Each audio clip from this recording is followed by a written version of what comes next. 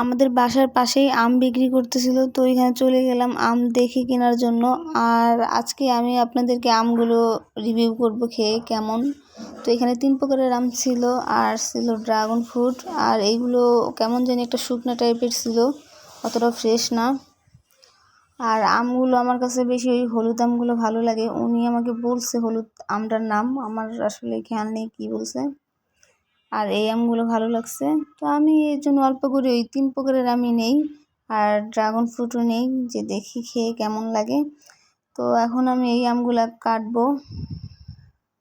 তো এইটা হচ্ছে আমার হাতের সমান একটা ফজলি আম, আর বাকি আমগুলো এখানে কেটে নিছি। এইখানে কাটার পর দেখলাম যে এই হলুদ আমটা বেশি ভালো লাগতেছিল কালারটা, আর ফজলি আম যেটা ওইটার কালারটা সাদা টাইপের একটা।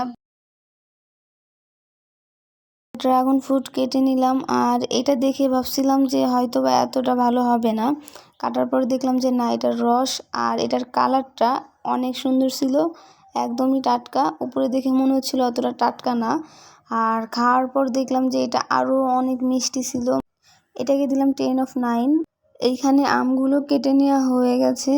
এখন আমরা প্রথমেই ফজলি আমটাকেই টেস্ট করব খেতে কেমন। আমটা দেখতে যেমন হালকা কালার, তেমন একটা কালার না গাঢ়, খেতেও ঠিক তেমন মিষ্টি না, হালকা মিষ্টি। এইটাকে দিলাম আমি 10/7। আর এটা হচ্ছে ওই হলুদ আমটা, যেটা আমার দেখতে অনেক ভালো লাগতেছিল। এই আমটা অনেক মিষ্টি ছিল, বলার মতো না, মানে আমার সব থেকে এটাই ভালো লাগতেছিল। এইটাকে দিব 10/10। এই আমটা দেখতে কালারটা সুন্দর ছিল, কিন্তু মিষ্টি ছিল না অতটাও। এটা হচ্ছে হাড়িভাঙা আম, এটাকে দিব আমি 10/8। ড্রাগন ফ্রুট মিষ্টি ছিল, এর জন্য আমি ভাবলাম যে বাকিগুলোও কেটে দেখি খেয়ে। তো আজকে এখানেই শেষ।